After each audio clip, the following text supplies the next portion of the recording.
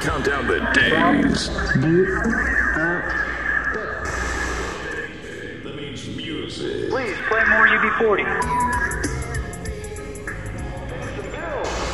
Retail value $4,200. The Y107 Summer Fantasy is coming.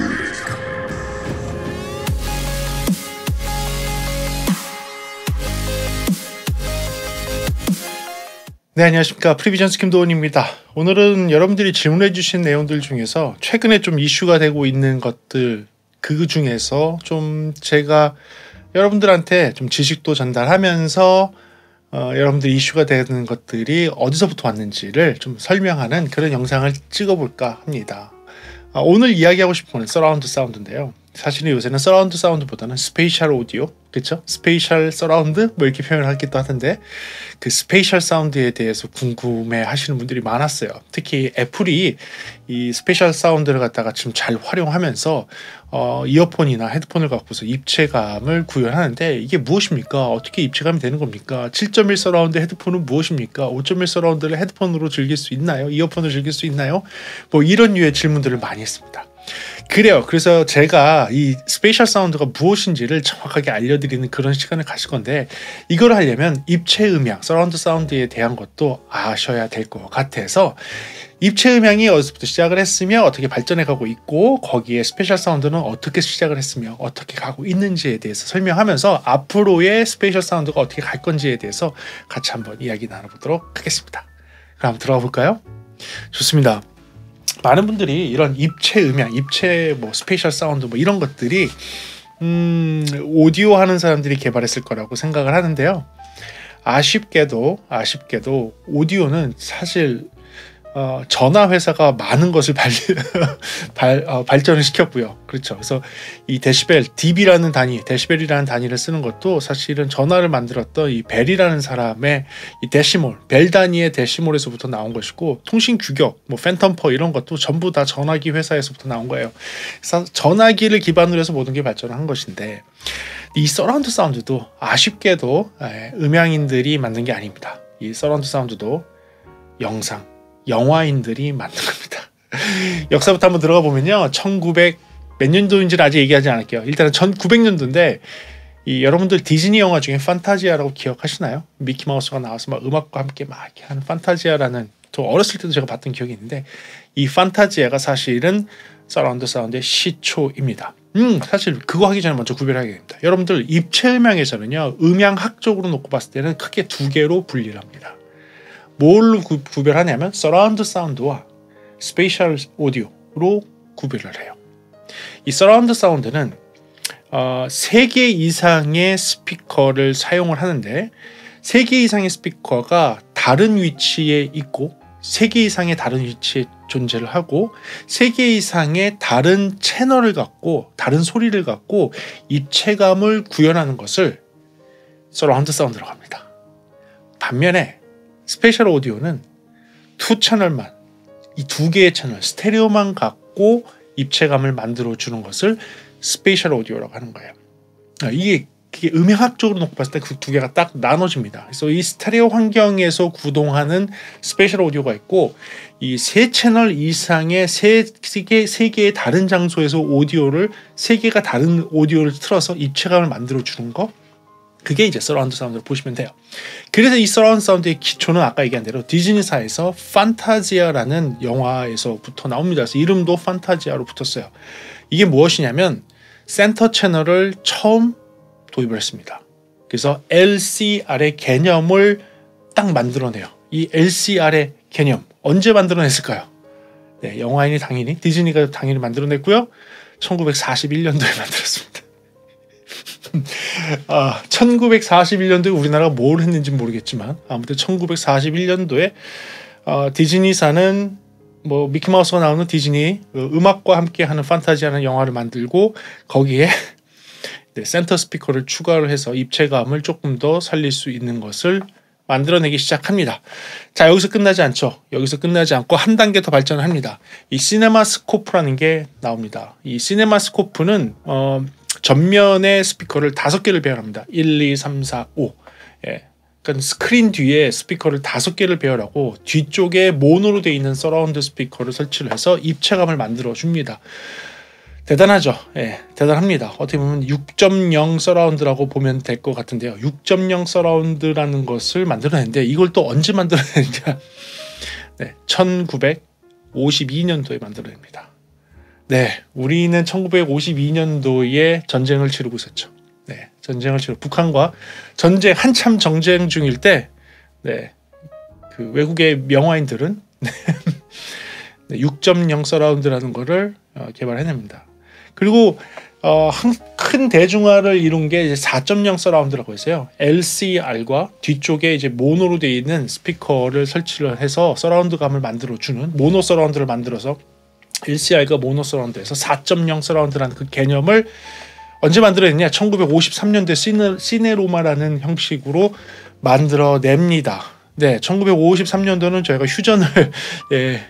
휴전을 했던 그 해인데, 전쟁이 막 끝나고 전쟁 끝내는 게 아니죠. 전쟁이 휴전으로 딱 들어가는 그 시점에 영화인들은 4.0 서라운드라는 개념을 만들어내죠. 아무튼 그렇게 해서 서라운드 사운드는 이제 발전하기 시작했고요. 이게 다 영화인들이 만들었습니다. 근데 음향인들은 뭘 하고 있었을까요?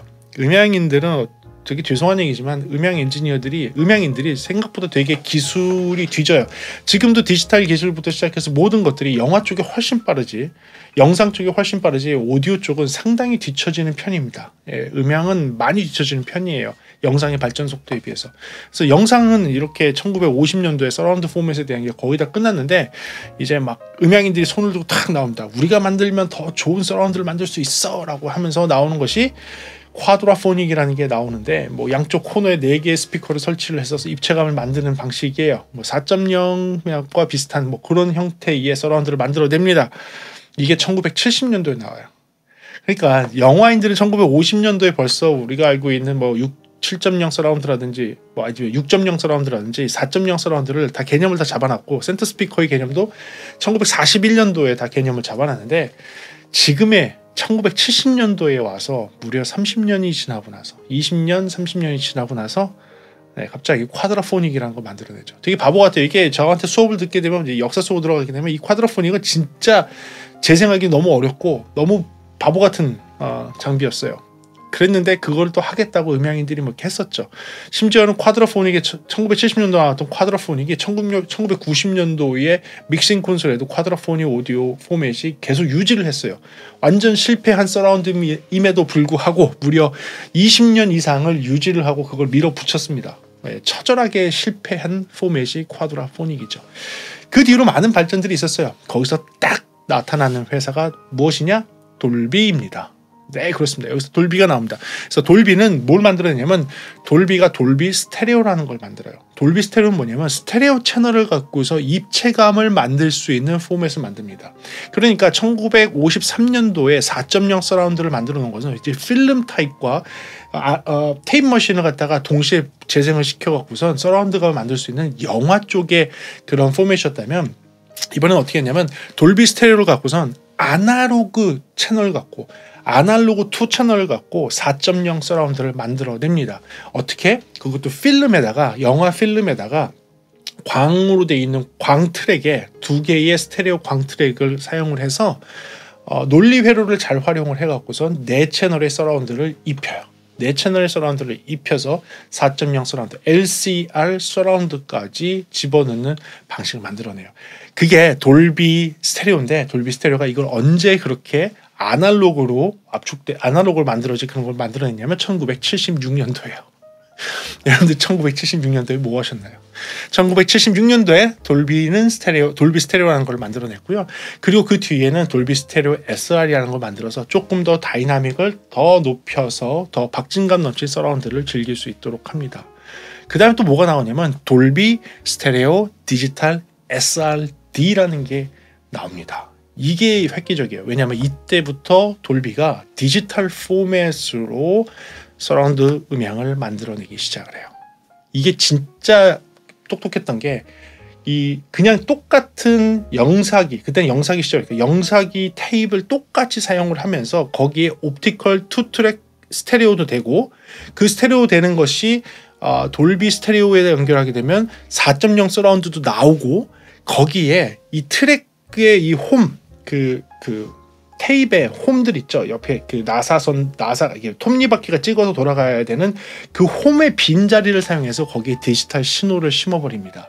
그게 돌비 디지털 신호예요. 그 돌비 디지털 신호를 심어서 그 돌비 디지털로 재생할 경우에는 돌비 서라운드까지 되게 하는데 이때부터 처음 5.1 서라운드가 나오게 돼요. 맞아요. 여러분들이 알고 있는 5.1 서라운드 LCR, Left, Center, Right와 그 다음에 서라운드 채널 2개, 총 5개 그리고 서브우퍼까지 하나. 그래서 총 6채널 5.1 서라운드 포맷이 이때 나옵니다.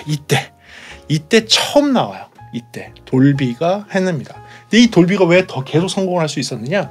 돌비는 그 전에 있던 스테레오 포맷도 호환되게 만들고 영사기의 광트랙도 호환되게 만들고 그와 동시에 이 돌비 디지털을 호환할 수 있는 영사기를 사용하게 되면 5.1 서라운드까지 같이 나오는 거예요. 그러니까 이 영화 필름 배급사들이 하나의 필름만 만들면 돼요. 그 하나의 필름에는 광트랙에 스테레오도 들어있고 광트랙에 스테레오 서라운드도 들어있고 그 다음에 아까 얘기한 그 트랙 홈 그 톱니바퀴의 홈 옆에다가 디지털 신호도 심어놨기 때문에 하나의 영사 테이프를 놓으면 그 영사 테이프이 이 아날로그 영사기에서는 아날로그 소리로 디지털 영사기에서는 디지털 소리로 한꺼번에 서라운드 포맷이 나왔다가 스테레오 됐다가 뭐 다양하게 쓸 수 있는 완전 호환이 완벽한 형태를 만들어낸 거예요. 그게 어떤 영화에서부터 나왔느냐? 배트맨 리턴스라는 영화에서부터 돌비 디지털이 처음 적용이 되고 그때부터 여러분들 영화의 5.1 서라운드는 팍 하고 퍼지게 되는 겁니다. 그래서 서라운드의 기본 5.1 서라운드 그때부터 시작하는 거예요. 배트맨 리턴스부터 시작하는 거예요. 그리고요. 그 다음에 돌비는 돌비 디지털 포맷을 완벽하게 만들어서 AC3라는 압축 코덱에다가 넣게 됩니다. 여러분들 AC3 컴퓨터상에서 선택해서 한번 보셨을 거예요. DVD를 보고 뭐 했을 때.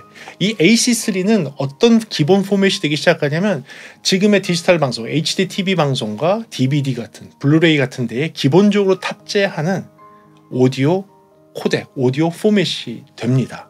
그러면서 돌비 디지털로 그 AC3로 압축되어 있는 오디오를 틀게 되면 여러분들이 재생하는 환경이 모노 스피커면 모노로 나오고요.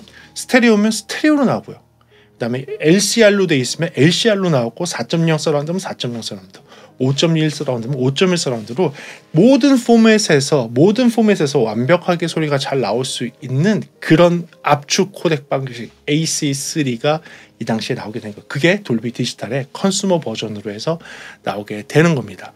근데 하나 아쉬운 거는 이렇게 압축해서 어떤 다양한 포맷이 들어갈 수 있는 AC3를 하면서 품질을 조금 떨어뜨립니다. 디지털의 오디오의 품질을 여러분들 알고 있는 MP3 수준 12:1의 압축 비율을 갖고 있고 뭐 아시다시피 128kbps 정도의 품질의 오디오가 각각의 트랙에 배정이 되게 되는 거예요. 그러니까 128kbps가 Left, Center, Right, Surround Left, Surround Right 서브우퍼에 한 채널씩 배분이 되기 시작합니다. 그렇게 해서 압축하는 방식으로 해서 나온 것이었어요. 그래서 여러분들 듣고 있는 영화의 음질은 조금은 압축이 되어 있는 손실형 음원이라는 것은 이해하고 있어야 되죠. 자, 그런데 이때 DTS라는 애가 나옵니다. DTS는 돌비를 이기고 싶었어요. 그런데 돌비는 정말로 머리를 잘 써서 과거의 아날로그 장비, 과거의 영사기의 그냥 영사 필름에서도 호환이 될 수 있고 디지털 포맷에도 호환이 될 수 있는 과거 수십 년 전 제품부터 현대기의 플레이어까지 모든 게 호환이 되는 완벽한 호환성을 갖고 있는 서라운드 포맷을 제공을 해줬거든요. 그렇기 때문에 모든 극장들이 그걸 다 썼어요. 근데 DTS는 그 틈을 들어갈 수가 없는 거예요. 왜냐하면 DTS는 새로운 포맷으로 나왔거든요. 돌비 디지털이 갖고 있는 12:1의 압축 비율이 음질이 너무 많이 떨어진다. 그래서 DTS는 4:1 압축을 하고 있는 옛날에 MD라 그래서 미니디스크의 압축 수준 4:1의 압축을 갖고 있는 음질로 내가 음질로 승부를 걸겠다라고 탁 나오기 시작을 해요. 근데 이제 DTS가 그렇게 후발주자로 나와서 돌비를 이길 수 있었을까요?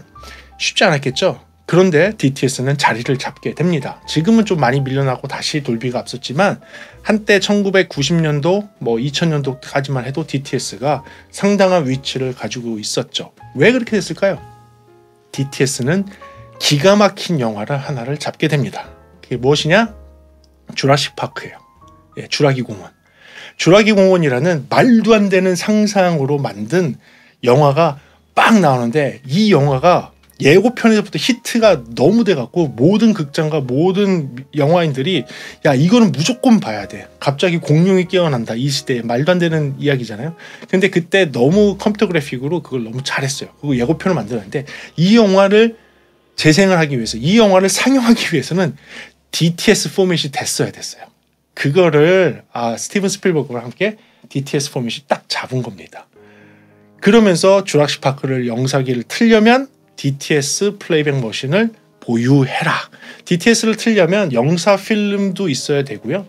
DTS 플레이어가 따로 있었어야 됐어요. 그래서 영사 필름과 DTS를 싱크를 시켜서 두 개가 동시에 돌아갈 수 있도록 하면서 영화를 보는 것이었습니다. 그렇게 해서 DTS라는 포맷은 자리를 잡게 되는 거예요. 하지만 호환성에 조금 문제가 있었기 때문에 그 뒤로는 조금 DTS는 밀리게 되고 돌비가 계속 치고 올라가죠. 그리고 나서 돌비는 7.1 서라운드부터 시작해서, 왜냐면 디지털 포맷으로 다 바뀌었으니까 돌비 애트모스까지 오면서 이 천장에서까지 서라운드를 느낄 수 있는 그런 포맷으로 계속 발전을 하게 되고요. 돌비가 가장 잘하는 거 하나, 아주 옛날에 갖고 있던 장비에서부터 지금 현대의 장비까지 모든 그 미디어가, 그게 언제 시절 미디어건 관계없이 다 재생이 가능하고 호환이 될 수 있도록 만드는, 그 호환에서 완벽함을 갖출 수 있도록 하기 때문에 돌비가 성공할 수 있었던 겁니다. 이런 역사를 조금 알기 때문에 되게 재밌어요. 예, 되게 재밌습니다. 그렇게 해서 서라운드 사운드는 지금까지 발전을 해왔고, 3개 이상의 스피커가 다른 위치에 있으면서 다른 소리를 내서 입체감을 내주는 것이, 지금은 수십 개의 스피커가 다른 위치에서 입체감을 만들어주는 그런 환경으로 바뀌게 된 겁니다. 자, 반면에 여러분들 알고 있는 스페이셜 사운드, 아까 처음에도 얘기했지만 이 스페이셜 사운드는 무엇이냐? 이 스페이셜 사운드는 스테레오 환경, 그것도 정확하게 60도의 각도, 정삼각형 구도에 있는 스피커에서 투 트랙으로 재생되는 스테레오 환경에서 입체감을 만들어 주는 것으로 발전을 했어요. 개발은 1980년도인가 이렇게 했던 것 같고요. 실제로 제품이 나옵니다. 그 중에서 굉장히 유명한 게 롤랜드의 RSS라는 거예요. 그러니까 롤랜드 사운드 스페이스 이렇게 이름이 붙어 있는 RSS 10이라는 그런 제품이 되게 유명했었죠. 이게 1995년도인가 이때 나왔어요. 그러니까 여러분들 스페이셜 사운드는 지금 2021년도에 나오는 신기술이 아니에요. 전혀 아니에요. 1995년도 제가 학교를 다니던 시절에 있었던 거고요. 그 1990년도 마돈나 앨범에서부터 몇몇 앨범들은 이 기술을 적용을 한 음악들이 있습니다. 여러분들 그 RSS를 검색을 하게 되면 제가 지금 들려줄게요. 이건 뭐냐면, 여러분들이 만약에 지금 스피커로 레프트 라이트로 스테레오로 듣고 계신다면, 지금 롤랜드에서 개발했던 RSS 데모 영상이 있거든요. 데모 소리를 한번 들려드릴게요. 한번 들어보세요. You can count down the days. That means music. Please play more UB40. At a retail value of $4,200. The Y107 Summer Fantasy is coming.